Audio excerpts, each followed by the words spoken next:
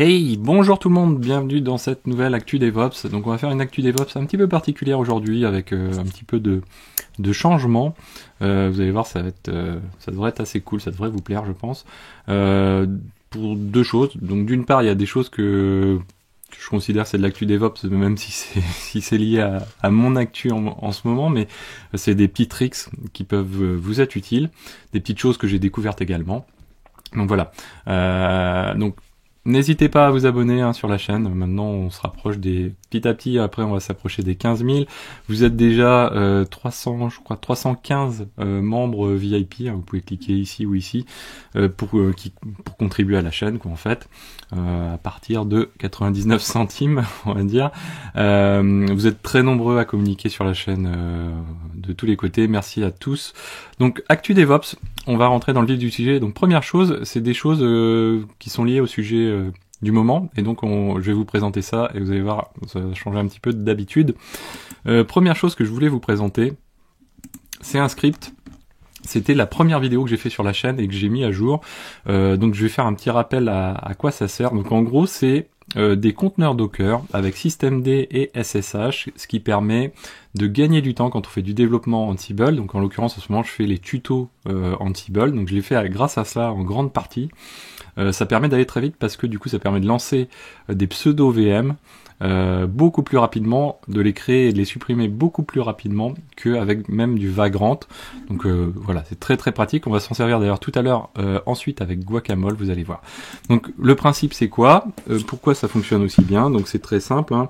Quand on a des VM, on a un hyperviseur. Cet hyperviseur, donc on lui place des VM dessus. Sauf que ces VM, en fait, ce qui se passe, c'est qu'elles font de l'émulation du hardware. Hein. Donc on va retrouver des interfaces réseau. Chaque VM va avoir son kernel. Chaque VM va avoir bien sûr son OS, mais ça, je dirais qu'au niveau des conteneurs, ça change pas grand-chose. Donc on va voir ça au niveau de chacune des VM. Donc on va avoir du hardware, le kernel, etc. Tout ça va utiliser bien sûr les ressources de la machine qui est en dessous, mais il y a toute cette couche d'émulation sur lequel derrière, bien sûr, on va pouvoir installer ensuite des applicatifs, ou plusieurs par VM, etc., etc. Alors l'inconvénient de ça, c'est que cette stack ici, pour la monter, du coup, pour rendre pour démarrer une machine, on va dire que avec Vagrant, on va mettre quelque chose comme 1 minute. Donc ça, c'est pas terrible. Quand on veut faire du Ansible, c'est pas terrible. Pourquoi? Parce qu'en fait, avec Ansible, ce qu'il faut faire, c'est sans cesse reconstruire. Même si vous êtes sûr et certain que ça marche, vous cassez, vous reconstruisez. Et surtout à la fin du projet, vous cassez votre machine et vous la reconstruisez avec tout votre Ansible, vous la rejouez avec tout votre Ansible, ça c'est indispensable. Donc moi, au fur et à mesure que je développe avec Ansible, je fais des blocs et au fur et à mesure, je crée des conteneurs Docker, je teste dessus, et puis je clean, et puis je fais ça mais très très souvent en fait pour voir comment ça se passe derrière, est-ce que ça agit bien ou pas. Comme ça à la fin je suis sûr d'avoir quelque chose de bien. Donc en gros moi ce que je fais c'est le script il vous propose juste de mettre en place du conteneur Docker, hein. Donc en gros j'ai mon laptop ici, hein.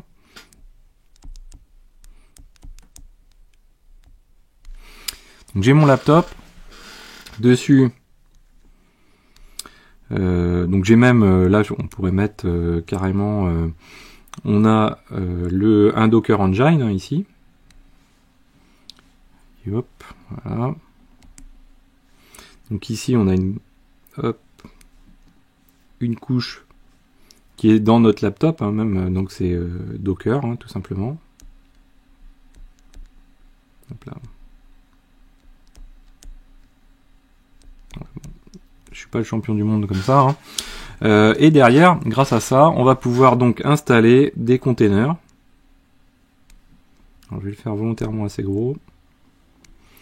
On va pouvoir installer des containers qui, eux, donc, peuvent être des OS, quoi, des simili d'OS ou des applicatifs. Nous, en l'occurrence, ça va être des OS. Ici, hein.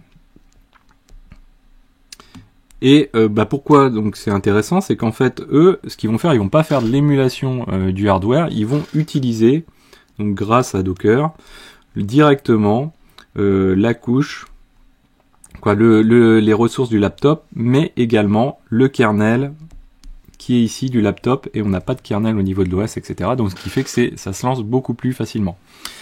Donc ça c'est l'avantage. Donc nous avec Ansible, ce qui se passe derrière, hop, si je fais ça, toc, okay, hop.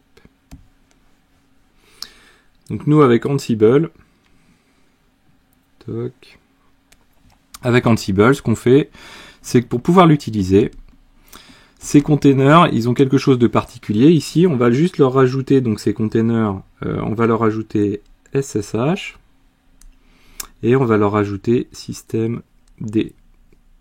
Hop, voilà. Et derrière, donc on retrouve notre schéma comme ceci. Et derrière, donc ce qui se passe, alors pourquoi on a installé SSH? D'une part, parce qu'on va passer, donc on va avoir une box Ansible, qui elle, globalement c'est soit le laptop directement, soit une box intermédiaire, hein, peu importe, qui va attaquer en SSH chacun des conteneurs et qui va pouvoir jouer les éléments nécessaires. Systemd, c'est pour une autre raison, c'est quand on va faire de la gestion de service.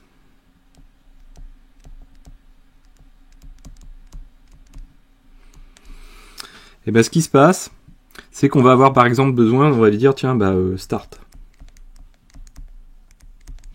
Le problème c'est que si on n'a pas systemd d'installer ici et qu'on utilise le module service de Ansible, on va arriver ici et puis ici on va nous dire non mais là c'est pas possible, moi j'ai rien sur la machine en question, j'ai rien pour pouvoir jouer ça. Donc du coup on a besoin d'installer systemd sur la machine. Donc là je vais gommer parce qu'on va se servir de ce petit schéma là. Hop, voilà. Toc. Ceci. Toc. Donc ça, c'est le premier cas de figure d'utilisation du script, et ça, c'est assez pratique. Donc le script, il est très simple, hein. Je vous invite, je vous mets le lien dans la description, vous le retrouvez dans la vidéo 14 de Ansible. Si vous n'avez pas accès à la vidéo, vous pouvez aller directement dans le lien que je vous mets dans la description, dans le dépôt GitLab pour le récupérer. Ce qui est aussi important, c'est que je vous mets à disposition le Dockerfile qui permet d'installer systemd, et également SSH parce que c'est pas forcément évident. Je vous invite à aller voir également la playlist numéro 3 du volet scripting où j'explique pas à pas en 8 vidéos je crois comment on fait ça, comment on crée le Dockerfile, comment on crée le script, vraiment pas à pas pour apprendre à scripter en même temps. Même si le script c'est pas un modèle non plus du genre. Donc ça c'est une première chose. Donc ça c'est un point de notre Actu DevOps. Deuxième point de notre Actu DevOps et qui est un petit peu lié. Là j'ai découvert Guacamole. Donc Guacamole c'est quoi? Donc si on se remet en mode comme ceci, Guacamole ça va être Guacamole ça va être un bastion, alors plutôt un rebond qu'un bastion. Ici. Donc c'est un rebond, on va dire. Alors, pourquoi je dis plutôt rebond que bastion? Parce qu'en fait, ça dépend du niveau de sécurité que vous allez jouer sur cette couche-ci.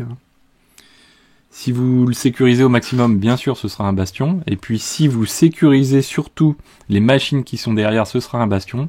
Donc, en gros, c'est quoi? Ça veut dire que simplement, cette machine de bastion, si seulement le rebond peut accéder à vos machines, en gros, c'est ce qu'on considère comme un bastion. Après, si vous pouvez toujours y accéder de partout, ce n'est pas un bastion, qu'on va dire pour résumer simplement. Et donc lui, ce qui permet, c'est d'accéder à des VM. Et donc Guacamole, lui, son gros intérêt, c'est qu'il est capable de faire du SSH, du RDP, donc pour Windows, et vous allez voir que c'est sympathique. Alors je vais pas vous faire l'exemple avec Windows, hein. Et également du VNC, du SFTP, je crois, etc. Donc ça c'est assez sympathique.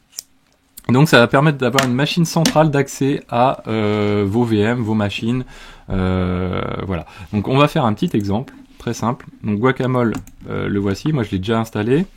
On va dire que donc par défaut guac admin, hop. Ok, donc là je me suis connecté dessus. À côté, je vais créer des machines grâce au script que je vous ai présenté tout à l'heure. Je vais créer 3 machines, donc des pseudo VM, on va dire. Donc c'est des conteneurs. Derrière, chacun d'entre eux a une IP. Alors là, il n'y a pas normalement les IP s'affichent directement. Là, c'est un petit peu particulier parce qu'il faut qu'ils soient dans le même réseau que Guacamole. Donc j'ai fait une petite rustine. Donc là, en l'occurrence, on va prendre la 172.22.0.7. Donc si je fais un SSH de root at... Donc là, normalement, on peut s'y connecter directement avec tout le script. Si vous le relisez, vous allez voir, on recopie la clé SSH et du coup, on peut s'y connecter directement avec le user qui l'a lancé dans le laptop. Là, en l'occurrence, nous, on va passer par root pour passer par le password parce que j'ai pas envie non plus de vous montrer ma clé privée qui est à charger dans Guacamole normalement. Donc là, j'ai un password qui se nomme password. Ok, donc là j'ai pu me connecter dessus et donc on va utiliser Guacamole pour faire la même chose. Donc Guacamole, première chose, je vais lui dire écoute, on va créer des users. Moi je vais me créer un users, new user, pardon. Je vais l'appeler Xavki. Je vais dire que c'est Xavki. Je m'embête pas avec tout ça, full name et tout, on s'en fiche. On va lui dire en même temps, ouais tiens, vas-y, tu gères tout. Mais en gros, là, ça va permettre de créer des users et d'avoir une couche logique au-dessus de ces users qui est quand même assez sympathique. Et on va lui dire, donc on sauvegarde.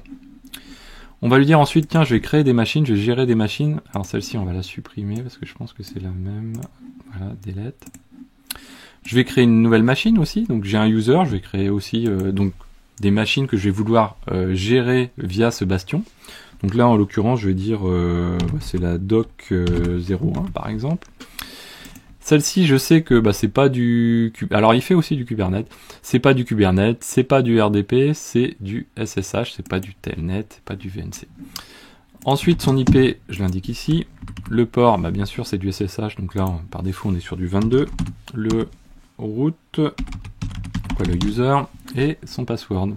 Donc là, c'est vraiment le user que vont pouvoir utiliser tous mes utilisateurs qui ont accès à Guacamole, qui vont vouloir aller sur cette machine-là. Alors on peut aussi créer plusieurs connexions pour une même machine, avec des utilisateurs qui vont avoir des droits différents qu'on va gérer au niveau système différemment. Donc mon user qui est là, Xavki, maintenant je vais pouvoir aller en bas et je vais lui dire, ok, Xavki, il a le droit à la connexion doc01. Donc il a le droit de se connecter à ce serveur-là. Je fais save. Et là derrière, du coup, si je me déconnecte, logout, je vais me mettre en tant que Xavki.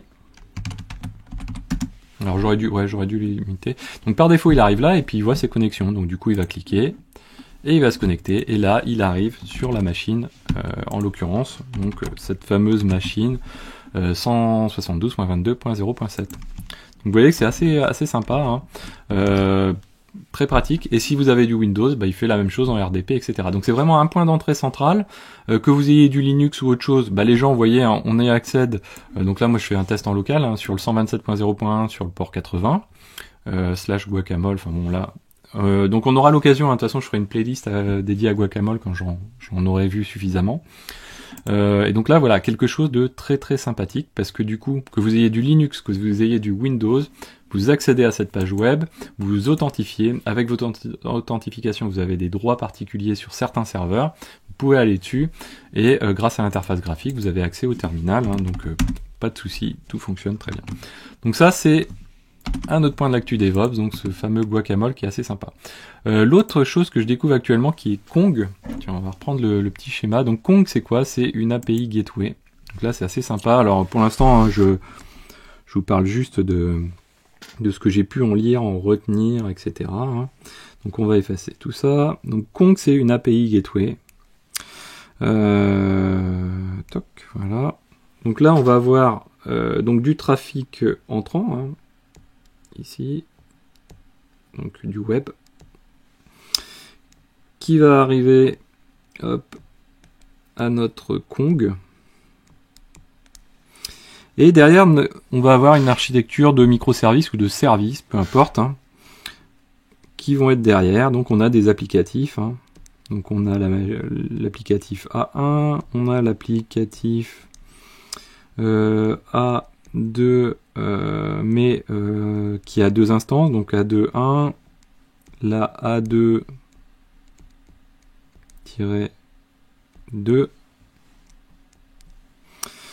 On a la A3, on va dire, enfin peu importe. Hein. Je travaille pas chez Audi, hein, vous inquiétez pas. Et donc du coup, notre Kong, c'est quoi? C'est une API Gateway. Donc lui, il va permettre de router le trafic comme on ferait un reverse proxy un petit peu classiquement, mais il est beaucoup plus... Quoi, on va dire, il y a des fonctions plus avancées qu'un reverse proxy. Donc il va être capable, lui, à ce niveau-là, donc si vous avez des API, ce genre de choses-là, d'apporter une couche de sécurité, donc avec de l'authentification. Il va être capable de faire du routing, du routing, bien sûr. Il va être capable également de faire de la modification, de rajouter des entêtes, des headers. Il va être capable aussi de changer, par exemple, du body même, carrément.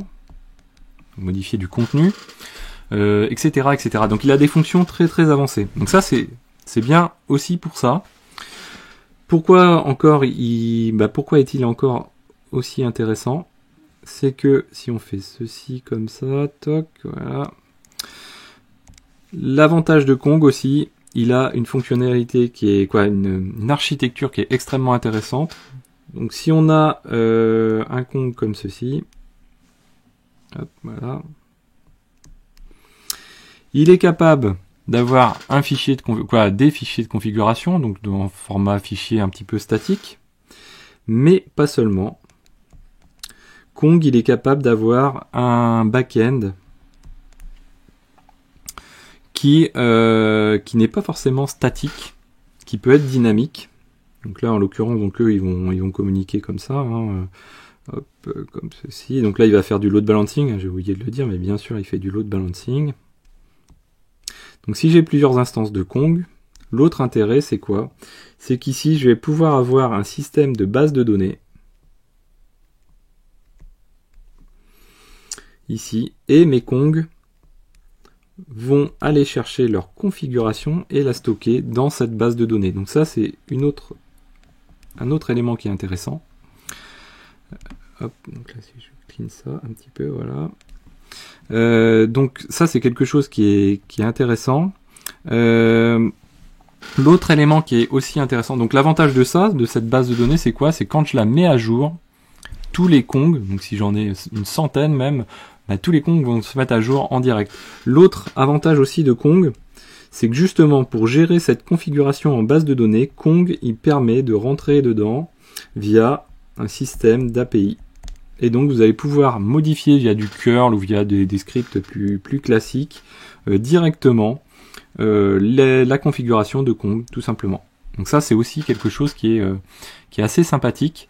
Donc vraiment une automatisation pratique. Après il fait aussi donc il permet de gérer les certificats en base de données également, donc réplication, etc. Un petit peu facilité. Donc ça c'est assez cool. Qu'est-ce qu'il y a d'autre encore? Je sais que j'en oublie. Donc bien sûr, il a la possibilité d'avoir une interface graphique. Une GUI, j'aurais pu mettre. Et qu'est-ce que Kong finalement? Finalement, Kong c'est quoi? C'est un Nginx avec un plugin amélioré. Donc les plugins de Nginx c'est du Lua, donc Kong c'est du Lua. Et donc finalement ça reste un Nginx. Si vous regardez le process de Kong, c'est du Nginx qui tourne. Donc voilà pour la découverte de Kong. Donc, je vous mettrai le lien également.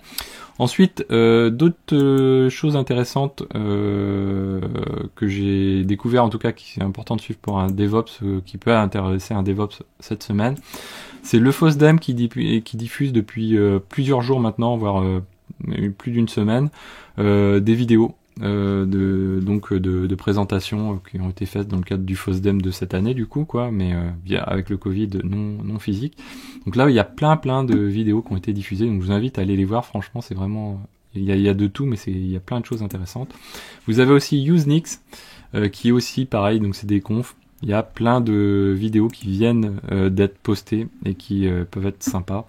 Donc ça, je vous mets le lien dans la description de la vidéo d'Actu DevOps. Voilà, donc j'espère que cette vidéo vous a plu. Donc c'était une des premières vidéos avec du graphe, hein, donc c'est un peu moche, hein, mais l'idée c'est plus de suivre le raisonnement derrière. N'hésitez pas à me dire ce que vous en pensez. N'hésitez pas à partager la vidéo, à mettre des pouces bleus, à commenter. Et moi, je vous dis à très bientôt sur Xavki.